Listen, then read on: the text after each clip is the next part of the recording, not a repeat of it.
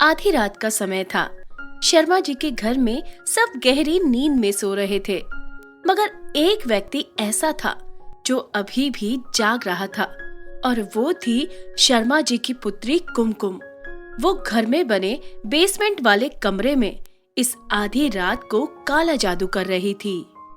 तभी वहां काले लिबास में एक दूसरा व्यक्ति दाखिल हुआ और बेसमेंट में कुमकुम के सामने आकर बैठ गया। बहना, तुम्हारे इस काले जादू का असर कब होगा? कब हमें खजाने का रास्ता मिलेगा? दीपक भैया, मैं बिना लाभ के कोई काम नहीं करती। ये काला जादू निश्चित रूप से हमें छिपे हुए खजाने तक ले जाएगा। बस धीरज रखो, इन सब कामों में थोड़ा वक्त तो लगता है। और ये कहकर कुमकुम ने अपनी आंखें बंद कर ली और जादू में विलीन हो गई। उसका भाई दीपक वहीं बैठ गया। थोड़ी देर बाद कुमकुम ने अपनी आंखें खोली। भैया, मुझे खजाने का रास्ता मिल गया है। क्या बात कर रही हो बहना? क्या सच में? हाँ भैया, मैं सच कह रही हूँ। मेरी बात ध्यान से सुनो। खजाने तक पहुँचने का रास्ता है बबलू, हमारे पड़ोस में रहने वाले गुप्ता जी का बेटा। तुमने तो बबलू को देखा ही है।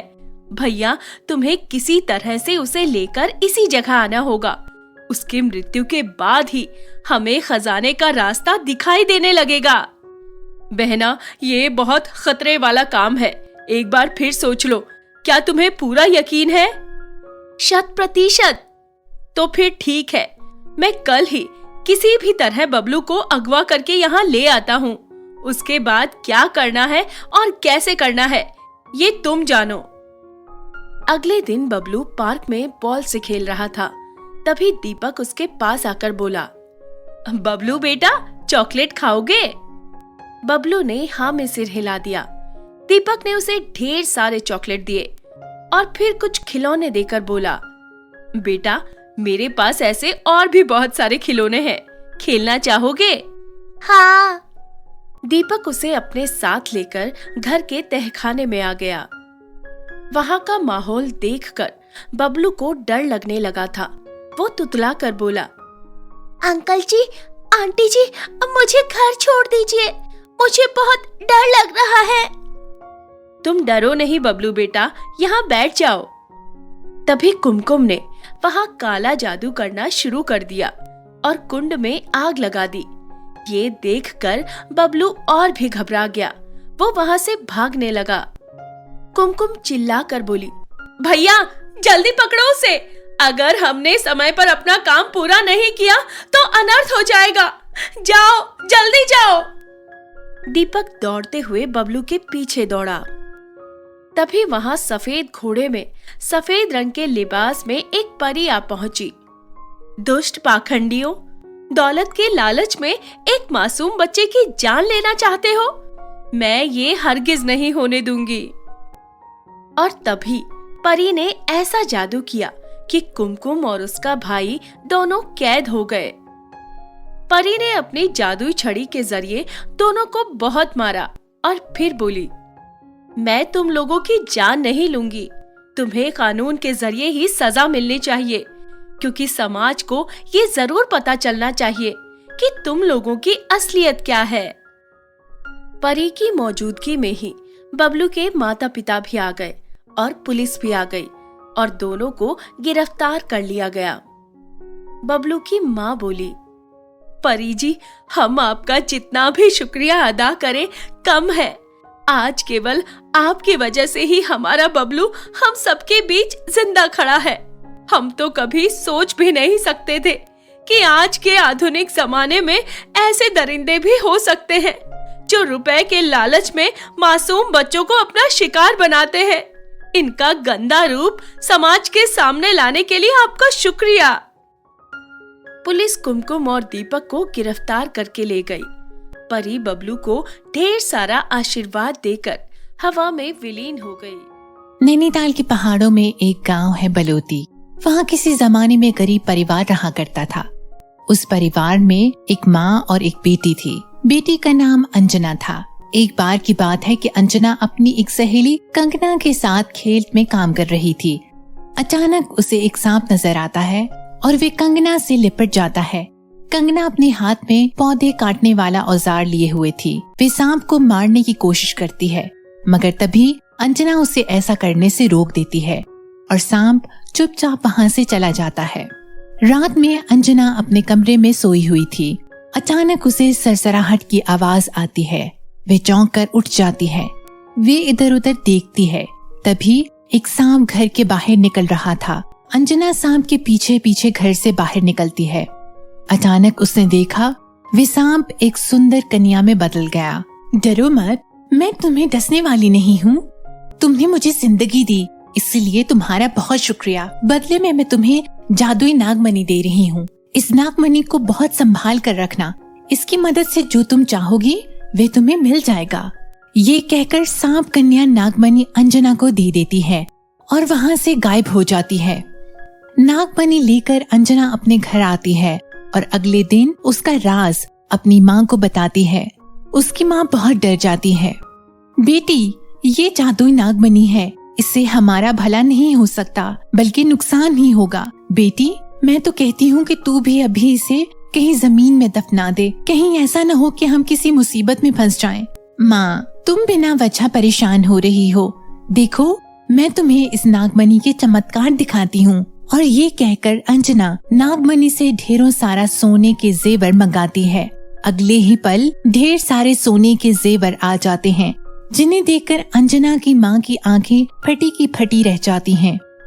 अरे वाह, ये तो वाकई में जादुई नागमणि है। अब तो हमारी गरीबी के दिन खत्म हो जाएंगे। लेकिन बेटी, इस नागमणि के बारे में किसी को पता चल गया तो अनर्थ हो जाएगा। अच्छा होगा कि हम ये गांव ही छोड़ देते हैं और किसी और जगह चले जाते हैं। माँ, तुम मत डरो, ये गांव हमारे पुरखों का है। हम यहाँ से कहीं नहीं जाएंगे, बल्कि इस नागमणि की मदद से हम बहुत अमीर और ताकतवर होकर रहेंगे। बेटी की बातें सुनकर अंजना की माँ के अंदर भी हौसला आ जाता है। थोड़े ही दिनों में अंजना का बहुत ही बड़ा घर बन जाता है। सब उनकी अमीरी का राज जानने के लिए परेशान थे। अरे, ऐसा क्या खजाना माँ बेटी के हाथ लग गया कि रातों रात ये हम सबसे अमीर हो गए। पड़ोस के लोग खुसर फुसर कर रहे थे। मुझे तो लगता है कि जमीन में गड़ा हुआ खजाना इनके हाथ लग गया है, वरना इनकी इतनी औकात कहाँ। खजाना छोड़ो, मुझे तो जादू टोना लगता है। देखना, एक न एक दिन सच्चाई का पता चल ही जाएगा। दोनों माँ बेटी की अमीरी के किस्से जादूगरनी बहनों तक भी पहुँच गए। बहना, हमारा अगला टारगेट ये दो माँ बेटी हैं।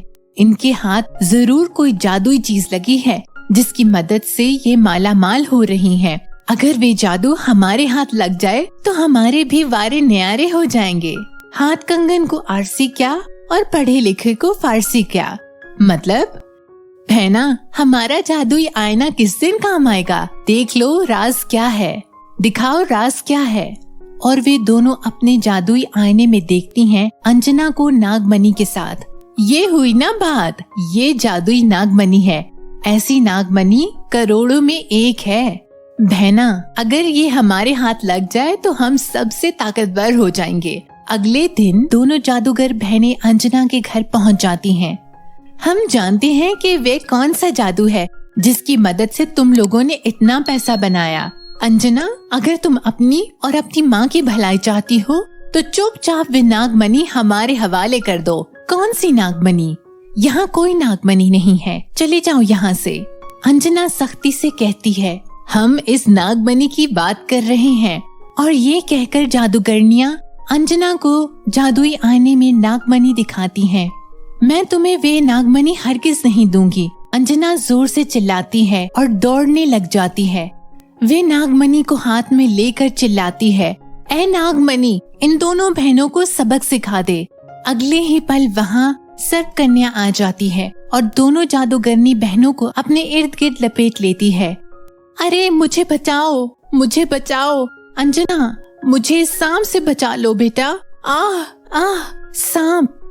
सर्प कन्या दोनों को मार डालती है और फिर अंजना को आशीर्वाद देकर सर्प कन्या एक बार फिर गायब हो जाती है। दोनों माँ बेटी खुशी खुशी रहने लगती हैं। नंदनपुर में उमा नामक एक बेहद गरीब लड़की अपने माता पिता और छोटे भाई के साथ रहती थी। वो पड़ोस में रहने वाली सुनैना देवी के पास नौकरानी के तौर पर काम करती थी। सुनैना देवी अपनी बेटियों के सामने उसे खरी खोटी सुनाती और उससे बहुत काम करवाती थी। सुनैना देवी की 2 बेटियां थी, महक और कोमल। वे भी उमा को डांटती रहती। एक दिन की बात है, सब लोग बैठकर खाना खा रहे थे। तभी उमा के हाथ से कोई सामान जमीन पर गिर गया। अरे बदमाश लड़की, ये तूने क्या किया? सारा सामान गिरा दिया, नुकसान कर दिया। अब इसकी भरपाई कौन करेगा? तेरा बाप? मैं तेरी 1 महीने की तनख्वाह काट लूंगी। नहीं नहीं माँ जी, ऐसा मत कीजिए। आप 1 महीने की तनख्वाह काट लेंगी तो हम लोग खाएंगे क्या? आप तो जानती है ना कि पिताजी कितना बीमार रहते हैं। मैं जो पैसा घर लेकर जाती हूँ उसी से घर चलता है। ये बात तो तुझे ये सामान गिराने से पहले सोचनी चाहिए थी। अब खड़ी खड़ी मुंह मत ताक, जल्दी से यहाँ सफाई कर। उमा रोने लगी और फर्श की सफाई कर दी। वो बहुत भारी मन से अपने घर पहुंची। उस रात उसने खाना भी नहीं खाया और बिस्तर पर लेट गई। वो पूरे महीने सुनैना देवी के घर काम करती रही।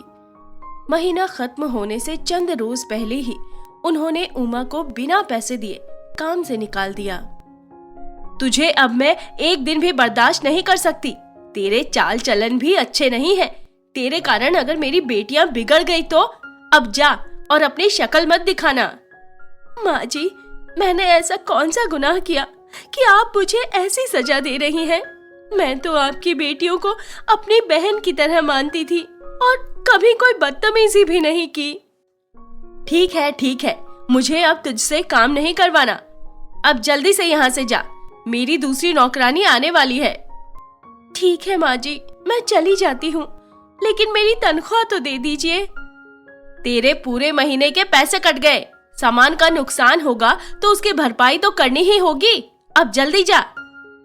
उमा बहुत दुखी मन से वहां से निकल गई। वो पूरे रास्ते भर रो रही थी। फिर एक जगह बैठकर अपनी गरीबी पर आंसू बहाने लगी। तभी वहां एक बूढ़ी औरत आकर बोली, बेटी, तुम रो क्यों रही हो? लगता है बहुत तकलीफ में हो। माँ जी, मैं गरीब हूँ, इसमें मेरी क्या गलती है? हर कोई मुझे बस दुख ही दुख दे रहा है। आज मेरी मालकिन ने मुझे बिना वजह काम से निकाल दिया और मेरी तनख्वाह भी काट दी। ये कहकर वो फिर रोने लगी। तभी वो बूढ़ी औरत एक परी में बदल गई। बच्ची, मैं कई दिनों से तुम्हें देख रही हूँ। तुम्हारी तकलीफ मुझसे देखी नहीं गई, इसीलिए आज मैं तुम्हारी मदद करने आई हूँ। सुनो उमा, कल सुबह 4 बजे भोर में अपने घर से निकलो और इसी जगह पर आओ। यहाँ तुम्हें एक जादुई झील मिलेगी।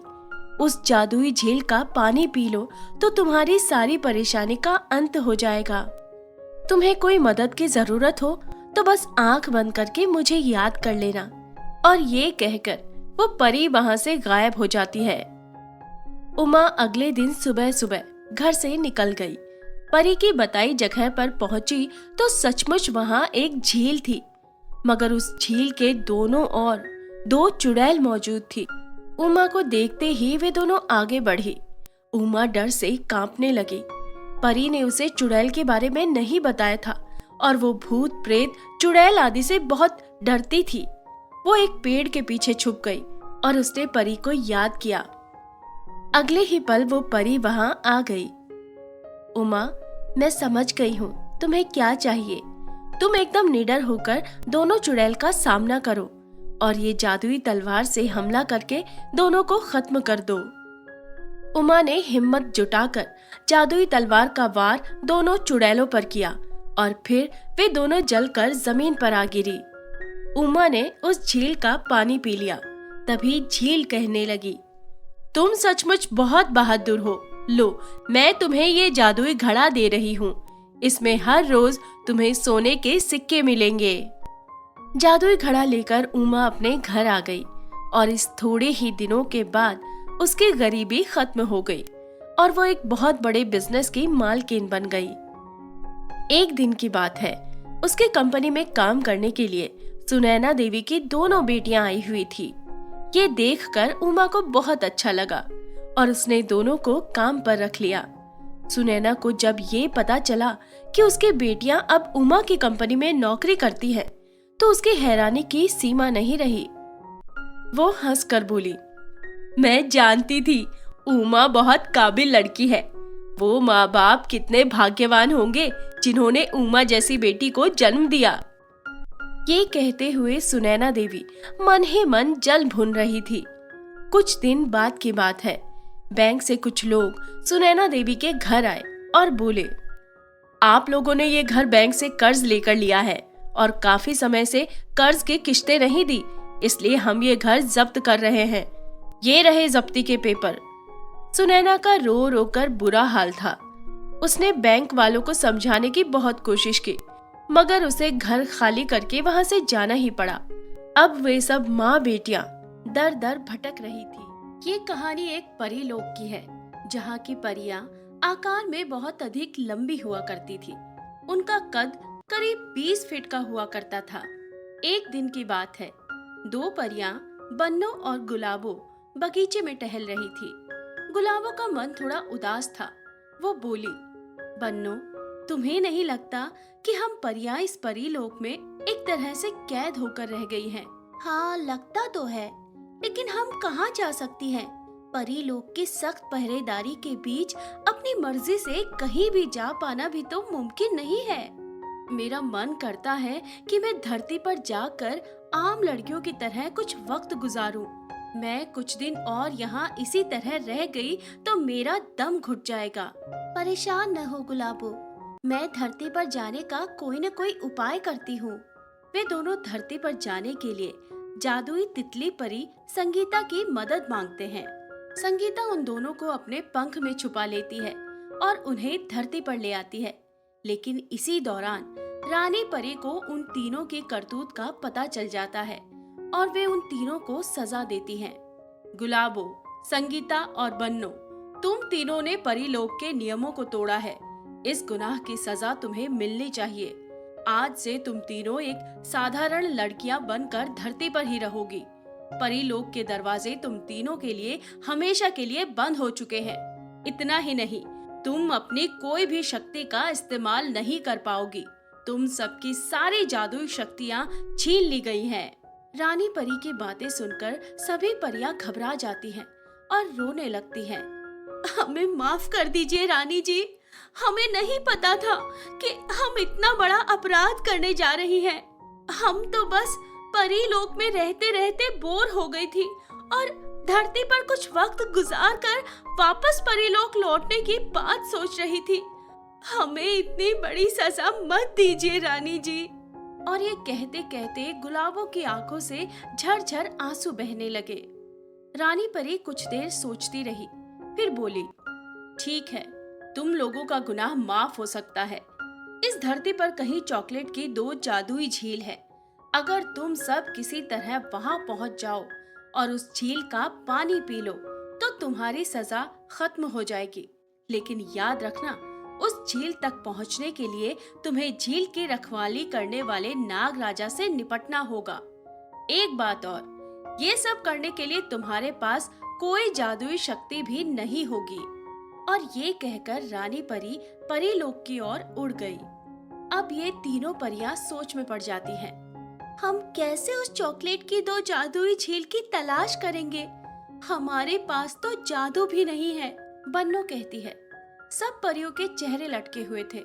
उन्हें कुछ समझ में नहीं आ रहा था शुरुआत कहाँ से करें। फिर संगीता कहती है, दोस्तों, इतना परेशान होने की जरूरत नहीं। अभी अभी तो धरती पर आए हैं, थोड़ा एंजॉय कर ले, फिर सोचा जाएगा। तभी उन्हें एक लड़की नजर आती है जो चोर चोर पकड़ो पकड़ो कहते हुए चिल्ला रही थी। क्या बात है? बन्नो उस लड़की से, जिसका नाम नव्या था, पूछती है। वो चोर मेरे गले की चैन छीनकर भाग रहा है, उसे पकड़ने में मेरी मदद कीजिए। चोर भागते हुए एक ऊंची छत पर पहुंच जाता है, मगर तभी गुलाबो उसे पकड़कर नव्या के हवाले कर देती है। लड़की, ये लो तुम्हारा कसूरवार, बोलो इसे क्या सजा दी जाए? नहीं नहीं, मुझे माफ कर दीजिए बहन जी।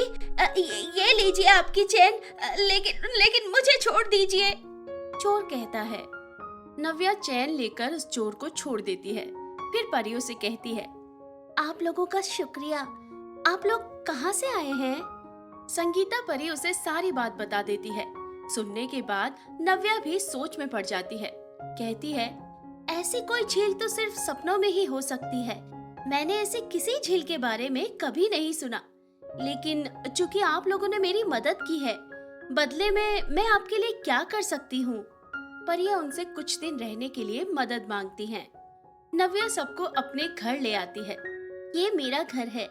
आप लोग इतने लंबे हैं कि मेरे घर में दाखिल हो पाना मुमकिन नहीं। तो आज से आप लोग इस बगीचे में रहिए। मैं आप लोगों के लिए खाने पीने का इंतजाम करती हूँ। वे सब परियां बगीचे में रहने लगती हैं। कई दिन बीत जाते हैं। एक दिन रात के समय एक जादूगरनी वहाँ से गुजरती है। आहा, यहाँ किसी परी की महक आ रही है। परियों के पास जादुई शक्तियाँ होती हैं। अगर वो शक्ति मेरे हाथ लग जाए तो मेरे वारे ही न्यारे हो जाएंगे। वो जादूगरनी परियों के पास आकर कहती है, परियों के जादुई पर मिल जाना किसी सपने के सच होने जैसा है। और तो और यहाँ तो 3 परियां हैं। अब तो मेरे भाग्य खुल जाएंगे। जादूगरनी को देखकर तीनों परियां सचेत हो जाती हैं। गुलाबो परी सख्त लहजे में बोली, दुष्ट जादूगरनी, अगर तुमने हमें किसी भी तरह से नुकसान पहुंचाने की कोशिश की तो तुम जलकर भस्म हो जाओगी। हमारे जादू से अच्छे कांपते हैं, समझी? जादूगरनी चालाकी से उन पर हमला करने की कोशिश करती है, मगर तभी बन्नो और संगीता उसकी पिटाई करना शुरू कर देती हैं। अरे, मुझे क्यों मार रही हो? मुझे छोड़ दो। मैं तुम लोगों को कोई नुकसान नहीं करूंगी। बस अब छोड़ दो। हाथ छोड़ती हूँ, पैर पड़ती हूँ। हम तुम्हें एक ही शर्त पर छोड़ सकती हैं, अगर तुम हमारी मदद करो। करूंगी ना, बिल्कुल करूंगी। बताओ क्या करना है? तो बताओ, चॉकलेट की 2 जादुई झील कहाँ है? ये तो मुझे नहीं पता, लेकिन मैं अभी तुम लोगों को अपने जादुई आईने में देखकर बताती हूँ। और फिर जादूगरनी अपने जादुई आईने में उस झील को दिखाती है, जहाँ उसकी सुरक्षा के लिए नाग राजा मौजूद था। पन्नो कहती है, क्या तुम हमें वहाँ लेकर जा सकती हो? हाँ, जरूर। और वो जादूगरनी उन परियों को अपने साथ लेकर चॉकलेट की उन 2 जादुई झील के पास पहुंचती है। परियों को देखकर नाग राजा उन पर हमला कर देता है। उसी पल चालाकी से पन्नो उस जादूगरनी को नाग राजा के करीब धकेल देती है, और जिस पल नाग राजा जादूगरनी को अपने कब्जे में लिया हुआ था, वो तीनों परियां बारी बारी से झील का पानी पी लेती हैं, और उनके ऐसा करते ही परियों की जादुई शक्तियां वापस आ जाती हैं। अब वे तीनों परियां अपने असली रूप में आ चुकी थी। रानी परी के कहे अनुसार अब उन परियों की सजा भी समाप्त हो जाती है। वे सब परियां परी लोक की ओर उड़ जाती हैं। प्यारे दोस्तों, हमारी ये कहानी आपको कैसी लगी? कमेंट करके जरूर बताइए।